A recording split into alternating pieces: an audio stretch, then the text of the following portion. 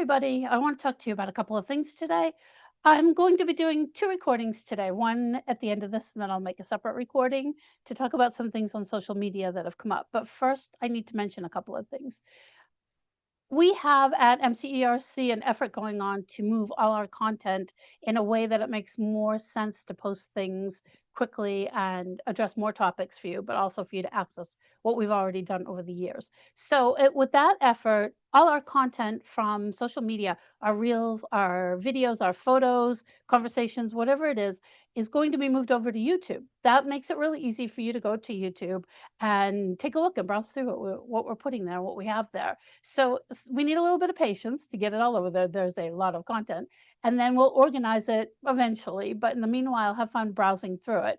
As you probably know, if you subscribe to YouTube, once our channel gets enough subscribers, it becomes a place of advertising, and that monetizes some of the content that we do for MCERC. So the easiest way that you can support research for marine biology, specifically, we do a lot of whale research and programs that we do to include other people, whether it's college students, interns, families, is to subscribe to the YouTube channel. So start kind of gravitating in that direction, looking at the content there. If you're on Facebook, please, please, please, if you're on our Puerto Rico humpback whale group, our Turks and Caicos whale group, all these groups that evolved over the years as our stuff just got bigger, we're trying to put all that into the main MCERC page. So if you can look for that and join that page if you're not already there, we're going to shut down and archive the content in the other pages that we have. We'll keep posting that. It's on the main part of it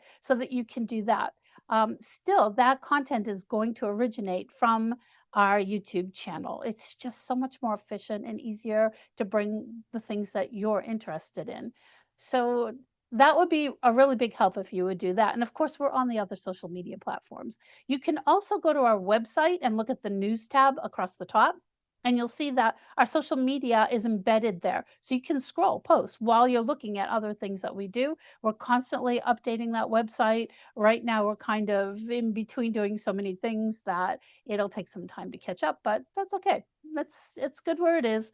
I think our main page right now has the video link to the Ocean Explorer series where my research is featured with Dr. Kerry Seger that we did on board the Ocean Explorer ship and that series that's playing on Nat Geo. So you can check out the preview to that as well for a while. That'll be up.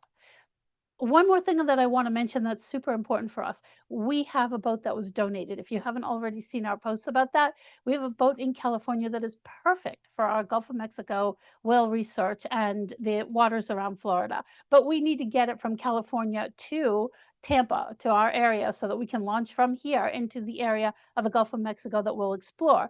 When it gets here, we will be using that boat for programs that you can participate in small groups. That's the way we like to do it. And you'll be part of the team if you participate in a research program. If you're a college student or you've recently graduated with a relevant degree to what we do, then you can do internships with us in small groups and do the work, not just watch us, but do the work with us and see what we're up to and how we're supporting conservation of whale species and the habitats that they live in. But to get it there, we need funding. And this was a surprise for us. So we didn't have a chance to apply for grants and things. We're really counting on your help. Things that you can do easily, again, subscribe to YouTube, help us get all those numbers up. But on our website, on the donate page, and on the homepage, you'll see a donate button. We posted 37 clips of humpback whales singing that we collected during our research. So you can donate as little as $1 and get one of those clips of humpback whale song. You can pick the one you want. We've posted the photos of what they look like from the spectrograms and the waveforms, which I think is pretty cool, all over social media. So for $1, you can download one of those clips. And of course, you can donate up to 37 and download those, or a lot of people are actually helping us by donating more than that. If all the people that follow us on LinkedIn, all the social media websites, YouTube, just download one clip for $1, we would be in amazing shape to bring that boat back and really get started out in the Gulf of Mexico and make those opportunities to join us in doing whale conservation available to everybody. So please Shift over to our Facebook page if that's the platform that you like, to the main page. Subscribe to YouTube. It's painless and an easy way to really directly support conservation for whale research. And then go ahead and click one of the buttons. We don't go through any of the PayPal sites. You can pay through PayPal on this, but 100% of what you donate for these goes towards the research. The only people that ever collect a paycheck at MCERC are the 2 instructors when we have programs that we teach in the field. Everybody else here, volunteers, including me, are positions as administrators, board of directors, um, and mentors for a lot of things that we do. So keep an eye out for all that content being made easier. Now, back to what I really want to talk about today.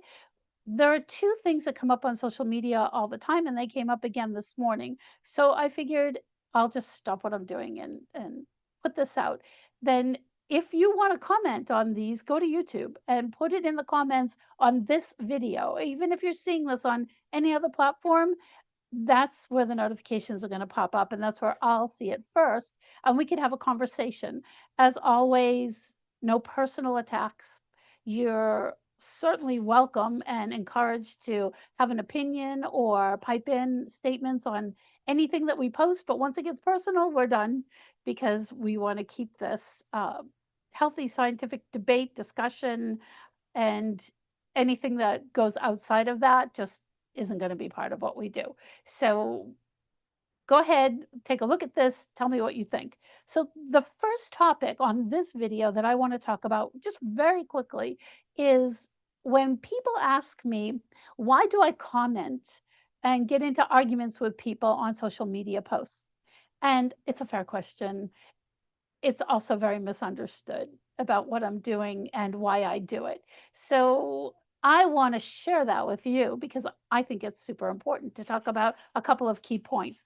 First, I don't mind getting into those conversations with people, but what I do mind is the mask that people have in social media to say whatever they want and not feel like they have any consequence for that. So if it's misinformation, and it has something to do with something I'm a subject matter expert on, then I might pipe in. And if they argue with me and tell me I'm wrong, well, usually I try to elevate the vocabulary that I use to kind of hint that I probably know what I'm talking about, to know that vocabulary, and hope that they'll click that little button next to my name and go look at my profile. I don't hide my profile. My profile's public because I'm always telling people vet your sources. And I don't think it's a good idea for all the people that hide their profile if they're commenting something as a subject matter expert, whether it's casually or not, to not be able to say that in the title. It's really easy to have more than one profile in social media. So I encourage you, if you're a marine biologist or some other expert, to create a separate profile. If it doesn't do anything else, have it say what you're the expert in and why. What's your education that goes with it? Simple as that. So people can actually vet it like we tell them to do. Don't just believe everything you hear on social media. But the crux of this for people is, why do I argue? Well, there's a lot of talk from all of us about how people shouldn't be allowed to put misinformation on social media. And I think a better way to frame that is probably people shouldn't tolerate misinformation on social media.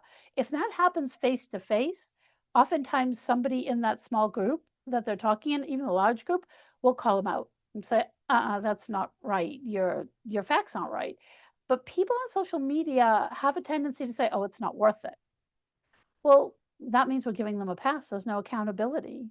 There's no calling anybody out. And that doesn't mean you have to be vicious or attack somebody. You can say, where's your resource for that? Or, are you looking at peer-reviewed journals if you're looking at science? And if you're quoting somebody else, well, who's the person that you talk to so we can check them out? That's fair. And people don't do that. Oh, it's not worth it. And they'll message me in the background and ask me questions about it. But most of the time, my peers will say, why are you getting into it? Well, I know I'm not going to change that person's mind. That's not why I do it. every time I have those conversations, without exception, I get emails, I get messages that say, "Hey, I listened to that conversation, I have questions," or "Thanks for putting that there," or it clears space when I push back for somebody else to come in and ask questions. And you can see consistently that there are people that will ask questions that they wouldn't ask unless I say, "Hey, that's not right." And there I am, and they can ask those questions. And so I try to follow it up afterwards with, "Hey, that's a great question. Thanks for asking." Now, if people post things, and this happens all the time, they'll put something there and I'll say, that's not quite right. So let's use a popular one. People will be talking about killer whales. And on those conversations, there's always a handful of people at least that will attack people that call them whales or killer whales and say, they're not whales, they're dolphins. And there's nothing wrong with saying, hey, did you realize they're dolphins? But that whole mean girl attack, I'm right, you're wrong, when actually killer whales are both whales and dolphins, because all dolphins are whales. And if you want more on that, I made another video. It's really easy to find on the channel, so you can take a look at that. But when people attack other people with the wrong information and try to shut other people down who are in a conversation, and then double down on it afterwards and just go through a post, I tend to jump in on those conversations.